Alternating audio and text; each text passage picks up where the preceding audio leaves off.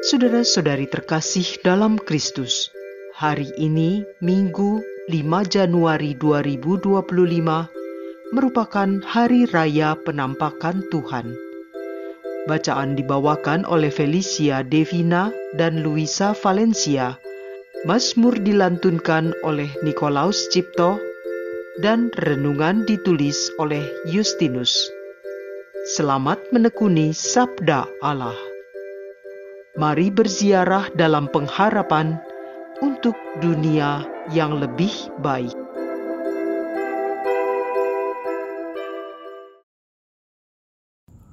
Dalam nama Bapa dan Putra dan Roh Kudus. Amin. Ya Allah, kami bersyukur atas kasih karunia-Mu hingga hari ini di awal tahun 2025.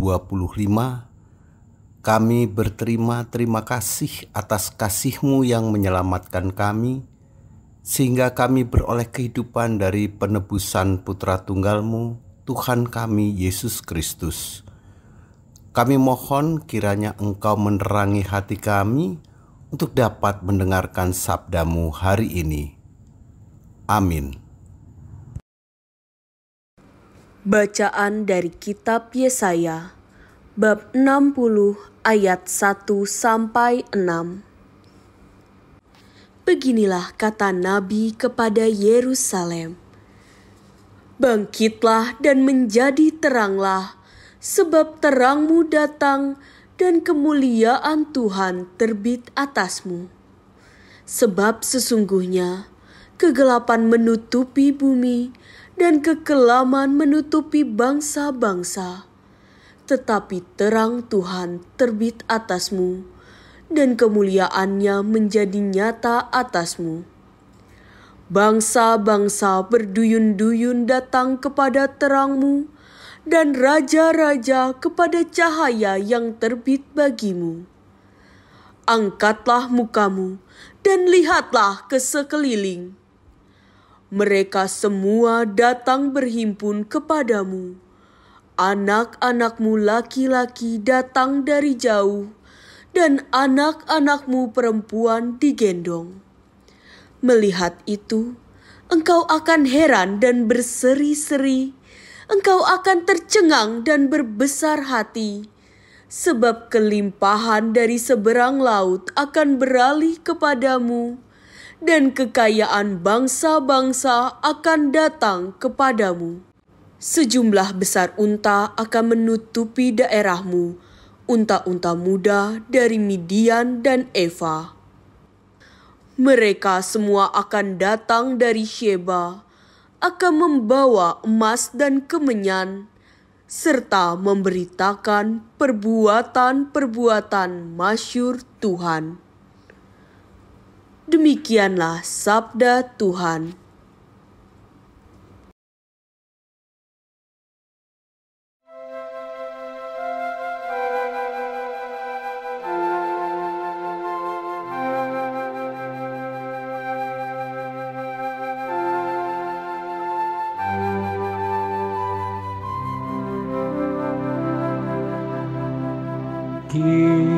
Kiranya segala bangsa menyembah Engkau ya Tuhan.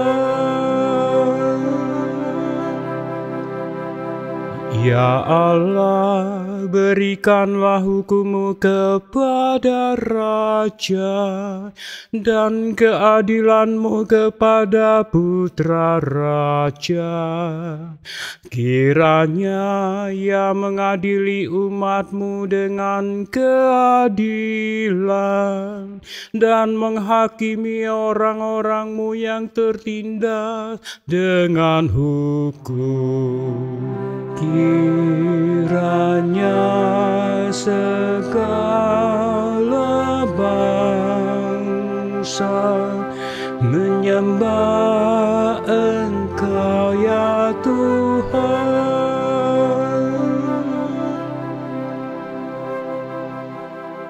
Kiranya keadilan berkembang pada zamannya, dan damai sejahtera berlimpah sampai tidak ada lagi bulan.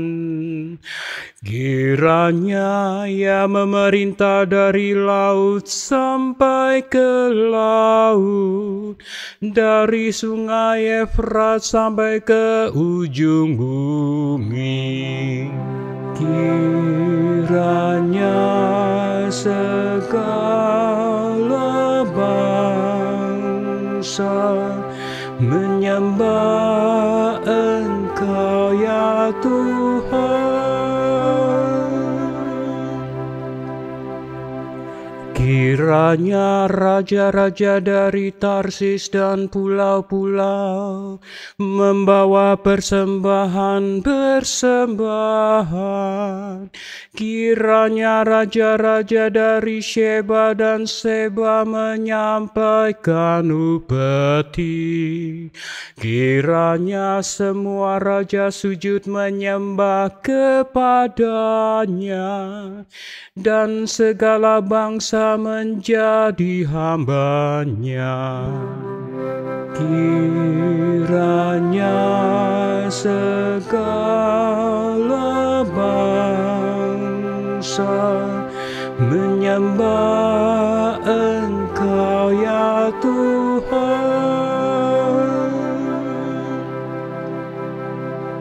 Sebab Ia akan melepaskan orang miskin yang berteriak minta tolong. Ia akan membebaskan orang tertindas dan orang yang tidak punya penolong.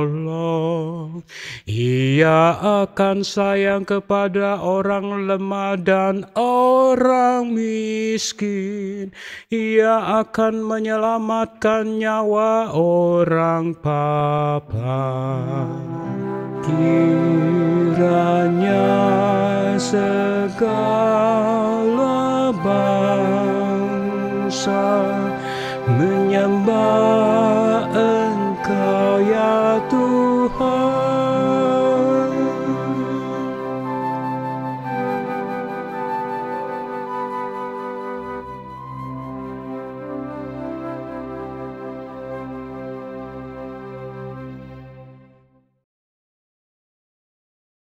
Bacaan dari surat Rasul Paulus kepada jemaat di Efesus, bab 3, ayat 2-3a, dilanjutkan dengan ayat 5-6. Saudara-saudara, kamu telah mendengar tentang tugas penyelenggaraan kasih karunia Allah yang dipercayakan kepadaku demi kamu, yaitu bagaimana rahasianya telah dinyatakan kepadaku melalui wahyu. Pada zaman angkatan-angkatan dahulu, rahasia itu tidak diberitakan kepada umat manusia, tetapi sekarang dinyatakan dalam roh kepada para rasul dan para nabinya yang kudus. Berkat pewartaan Injil, orang-orang bukan Yahudi pun turut menjadi ahli waris, menjadi anggota-anggota tubuh dan peserta dalam janji yang diberikan Kristus Yesus. Demikianlah sabda Tuhan.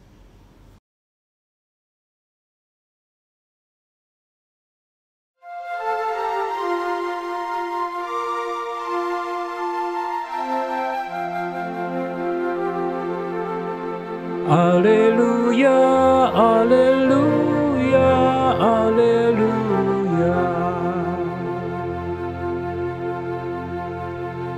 Kami telah melihat bintang Tuhan di ufuk timur, dan kami datang untuk menyembah Dia. Alleluia, alleluia, alleluia.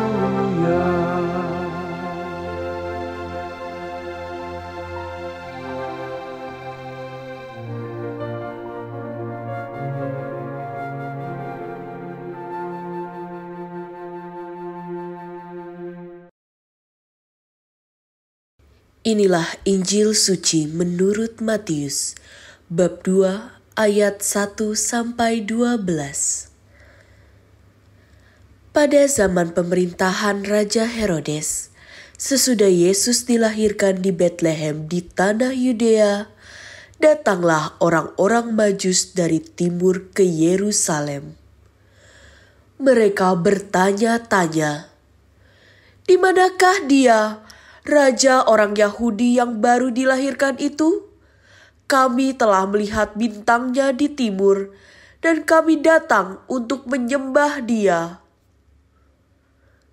Mendengar hal itu, terkejutlah Raja Herodes beserta seluruh Yerusalem. Lalu dikumpulkannya semua imam kepala dan ahli Taurat bangsa Yahudi. Kemudian dimintanya keterangan dari mereka di mana Mesias akan dilahirkan. Mereka berkata kepadanya, "Di Betlehem di tanah Yudea, karena demikianlah ada tertulis dalam kitab Nabi. Dan engkau, Betlehem di tanah Yehuda, engkau sekali-kali bukanlah yang terkecil di antara mereka yang memerintah Yehuda, karena dari engkaulah akan bangkit seorang pemimpin yang akan menggembalakan umatku Israel." Lalu dengan diam-diam Herodes memanggil orang-orang Majus itu dan dengan teliti bertanya kepada mereka kapan bintang itu tampak. Kemudian ia menyuruh mereka ke Betlehem, katanya, "Pergi dan carilah anak itu dengan teliti, dan segera sesudah kamu menemukan dia, kabarkanlah kepadaku, supaya aku pun datang menyembah dia." Setelah mendengar kata-kata Raja Herodes, mereka pun berangkat. Lihatlah, bintang yang mereka lihat di timur itu mendahului mereka hingga tiba dan berhenti di atas tempat di mana anak itu berada. Ketika melihat bintang itu, mereka sangat bersuka cita. Mereka masuk ke dalam rumah itu dan melihat anak itu bersama Maria ibunya. Lalu mereka sujud menyembah dia. Mereka pun membuka tempat harta bendanya dan mempersembahkan persembahan kepada anak itu, yaitu emas, dupa, dan mur. Kemudian karena diperingatkan dalam mimpi supaya jangan kembali kepada Herodes, mereka pun pulang ke negerinya melalui jalan lain. Demikianlah sabda Tuhan.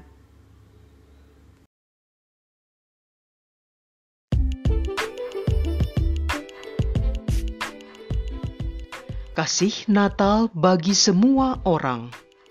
Renungan dibawakan oleh Agustinus Ronald.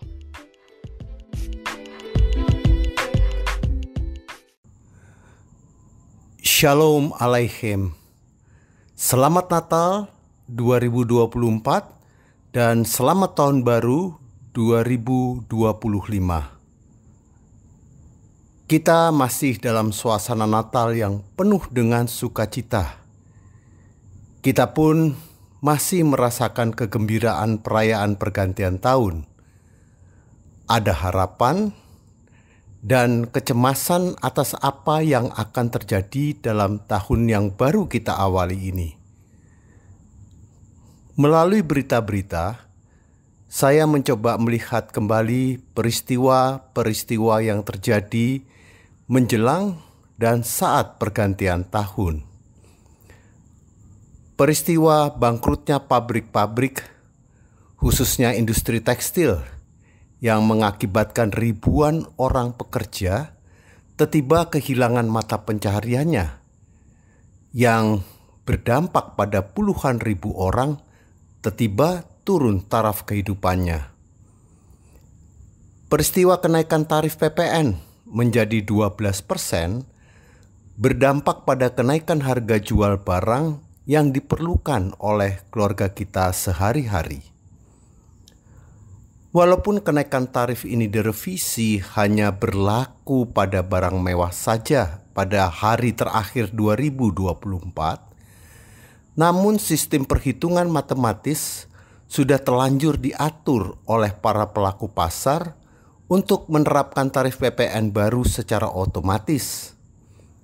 Bahkan segelintir pelaku pasar yang nakal telah menaikkan harga jual sejak pertengahan bulan Desember 2024. Rasanya masih perlu waktu lagi untuk mengembalikan harga barang jual menjadi harga jual menggunakan tarif PPN lama.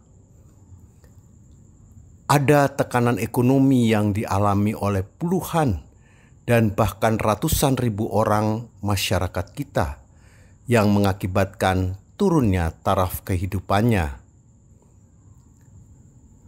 Lalu bagaimana sikap kita sebagai umat beriman dalam Gereja Katolik di Indonesia?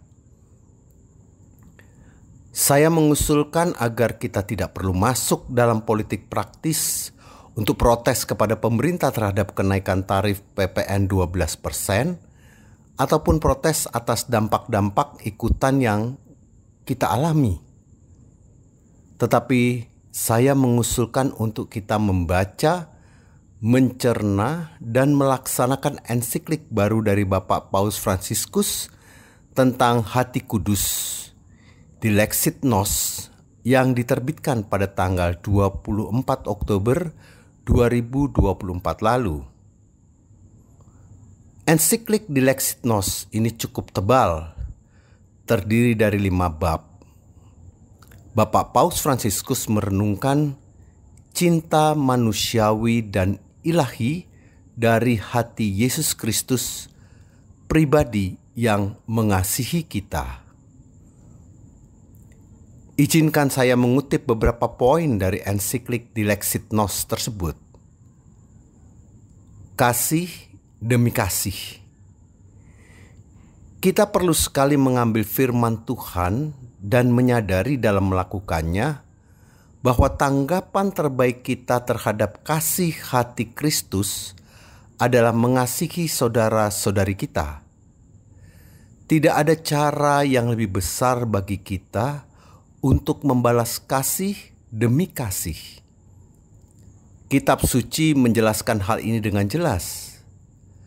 Segala sesuatu yang kamu lakukan untuk salah seorang dari saudaraku yang paling hina ini, kamu telah melakukannya untuk aku.